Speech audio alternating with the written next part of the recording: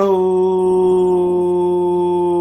thank you all for tuning in to another episode of Outside the Shop with me, your host, Daryl D. Lane, as always, where I get to talk about everything that I normally don't get to talk about on my regular sports podcast, Barbershop Sports Talk, which you can all find on Spotify, iTunes, Stitcher, Apple Podcasts, Google Podcasts, iHeartRadio, SoundCloud, whichever podcasting app or platform you may listen on. For my last podcast, I had Ben Karen on, host of the Sports Crawford podcast. Me and Ben, we previewed the divisional rounds of the NFL playoffs. We talked a little bit of college football, kind of recapped the Ohio State-Alabama national championship game, and got into some of the NFL head coaching hires that went down, particularly Robert Sala and Urban Meyer. So definitely check that out if you guys want to hear our predictions for the NFL and some other football talk in general, because we hit college football as well. So here's the first one we have on the docket. All these NFL coaching hires. Let's start with Urban Meyer. I think this is a great move for the Jacksonville Jaguars. Yesterday I talked about this, but it wasn't finalized. Now it is finalized. Urban Meyer, former head coach of The Ohio State University, is now going to coach the Jacksonville Jaguars. This is great for Ohio State. He's a program builder. He's a leader. I think he's going to put offensive coordinators, defensive coordinators, special teams coordinators, everybody in the right position to succeed. I don't think he's necessarily going to be the schematical genius, but I think he's going to be the leader and the CEO that they need. Now let's get to the next coaching hire. Robert Sala, the defensive coordinator of the San Francisco 49ers. He will now be the DC of the New York Jets. I like the move. When I was talking to Ben on the podcast, he wasn't a fan of it just because he wanted more of an offensive guy. I don't have that issue. I think Robert Sala is the leader, is the guy that people can follow and respect, is the leader of men, which I think was an issue when we had Adam Gase in the fold with the Jets. I think Robert Sala is going to do a very good job, but it is the Jets, so you have to always be wary of that. And lastly, the news that just broke before I got on, Arthur Smith, offensive coordinator of the Tennessee Titans, will be the head coach. I like Arthur Smith. I think he's a very underrated offensive mind. He's somebody that me and Kenny, my guys from Scouting Expert for 247 Sports, when he comes on the podcast, we've talked about ad nauseum about potentially being a head coaching candidate. Arthur Smith, he developed Ryan Tannehill. He was a reject in Miami. Now he's a top 10 quarterback in the NFL.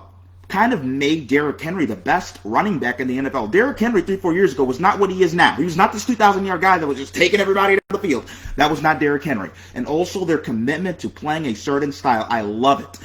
So Arthur Smith will be a good addition for the Falcons. Now, let's get to this. Deshaun Watson. More Deshaun Watson drama. Texans owner Cale McNair apologizes for creating mistrust with Deshaun Watson. For all of you who don't know what that mistrust is, reportedly Deshaun Watson asked for say in the GM and coaching hires, and Houston said yes.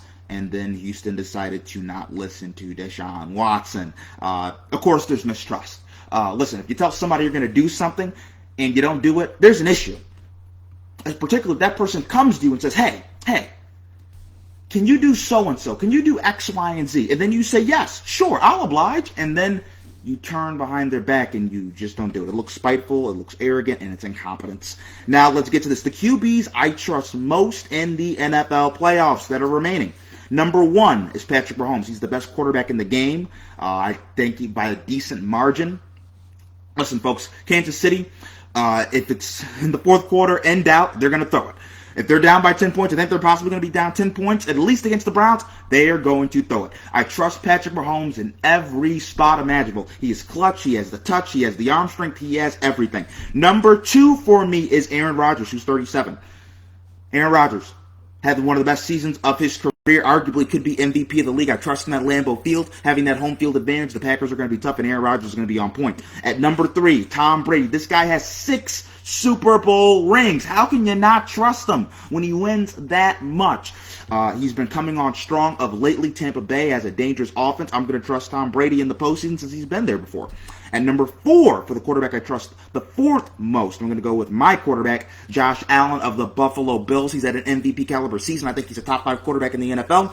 The reason I don't have him ahead of a guy like Tom Brady, who I actually think Josh is better than, is because I think in the closing moments, I trust Tom more than I trust Josh. I need to see it more from Josh. And number 5, I have Baker Mayfield, quarterback of the Cleveland Browns. Baker has done a lot of great stuff to shut up the haters, people who doubted him. He played very well against the Pittsburgh Steelers. He's been on a stretch. The last half of the season, he's been a top 10, top 12 quarterback in the league. I'm going with Baker at number 6.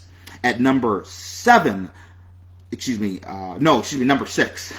At number 6, I'm going to have Lamar Jackson, quarterback of the Baltimore Ravens. The reason I have Baker ahead of Lamar is this. I think Baker can get it done through the air. I do not think Lamar can get it done through the air. Lamar's passing can be a little bit suspect. Let's remember, he did not play well passing the ball through the air against the Tennessee Titans. At number 7, I'm going to go with Drew Brees and the New Orleans Saints at number 7.